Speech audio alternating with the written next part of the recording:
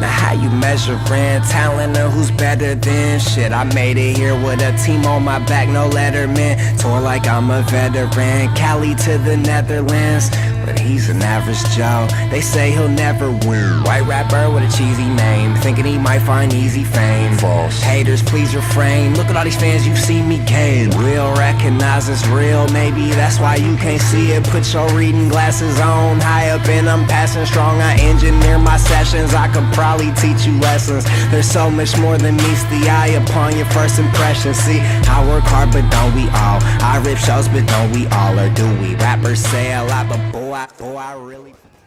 Hey, what is up, guys? My name is The Marathon, running at you with a Black Ops 2 game of domination on Aftermath. I'm using the An94, and this gun is an assault rifle that has been really growing on me lately. I do believe it to be the best gun in Black Ops 2. Right now, this game, I'm rocking the silencer and fast mag attachments. I usually run stock instead of fast mag on this gun, but I most likely didn't have it leveled up all the way, so this game I was running silencer and fast mags, which is still a very good combination. You've seen me post a very good gameplay with the An94 when it was unsilenced before. You know, overall this weapon is very versatile. It can play like an SMG, it can play like a sniper.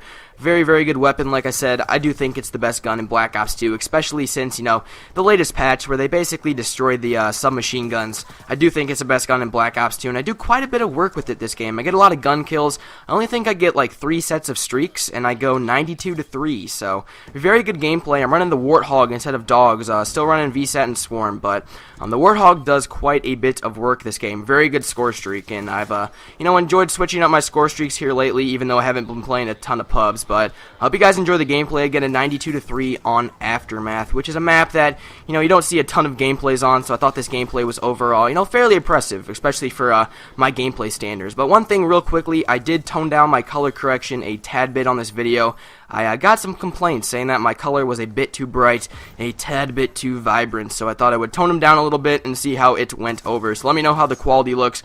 I'm trying to make everyone as happy as possible, even though I already know that's not you know, it's not possible to please everyone, but I want to do my best to make everyone happy. But anyways, a week back at the beginning of spring break, I was over at my friend's house, my good friend's Blade's house. You guys have heard a couple dual comms with him, some stories with him. Really funny guy, he's my best friend, and I was over at his house staying the night, and we were playing some Black Ops 2 Zombies, some Dead Island. I was watching him play some Skyrim, and it came about 1 or 2 a.m., and we were really, really bored. So we decided to throw in Gears of War 3, and Gears of War 3 is it's an FPS game. I don't know if you would call it first-person shooter, because it's, you know, you play in third person, so maybe you would call it a third-person shooter. But anyways, it's a shooting-type game, and you guys have probably heard of it. It's a pretty old game. I'm not exactly sure how old, probably, you know, 1 or 2 years, but we thought we'd hop on and play, and we hopped into some team deathmatch, and we didn't do too well.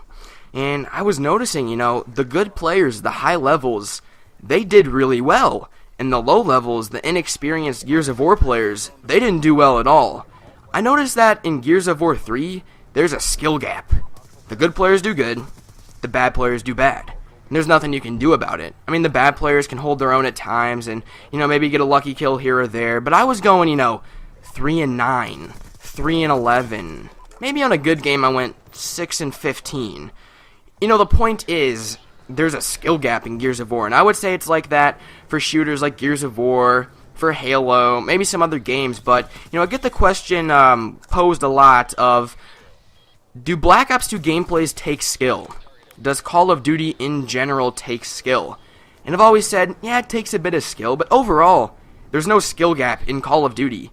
A good player can get owned by bad players, because all a bad player has to do is sit in a corner, or use an overpowered weapon, or just play like a bad player plays, and they can take out the good players.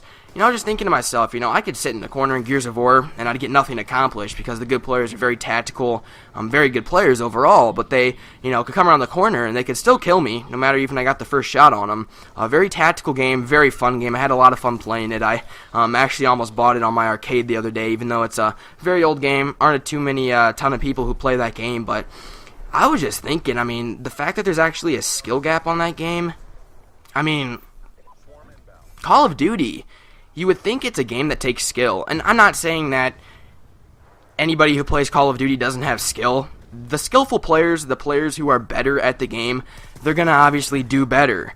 But my point is, the bad players can still do well. And that just doesn't seem very logical to me. You know, Call of Duty is a very noob-catered game. And I'm sure a lot of it is because, you know, they want everyone to buy their game. They want these little, you know, even 6, 7, 8-year-olds playing Call of Duty, even though it's rated, it's rated M. And they want all these people, families, children, everyone buying their game.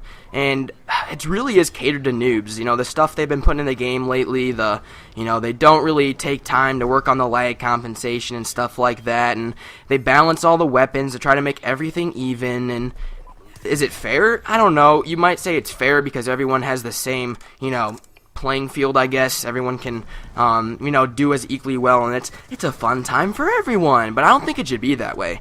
I think Call of Duty should be a game where the good players do good and the bad players do bad. And there's still bad players who can go, 0-65, but there are bad players who do well because there are tactics in Call of Duty that work. You can head glitch in the back of the map and kill a good player in 2 to 3 shots before he can even see you, which is kind of unfortunate. So, I like playing these other games where it actually takes skill. I'm not saying Call of Duty doesn't take skill, but overall, mostly with Call of Duty, it's all about the luck. So if you guys enjoyed this video, drop a like. Let's go for 80 likes on this video. If you have any feedback on this commentary, any thoughts about this whole skill gap thing, let me know in the comment section below. I didn't really go too in-depth to it. That was just kind of my overall thoughts. I'm going to leave you with some more music to wrap up the video. The song is Outsider by G-Eazy, so hope you guys did enjoy. Again, drop a like rating if you did. My name is The Marathon, and I will talk to you guys later. See ya.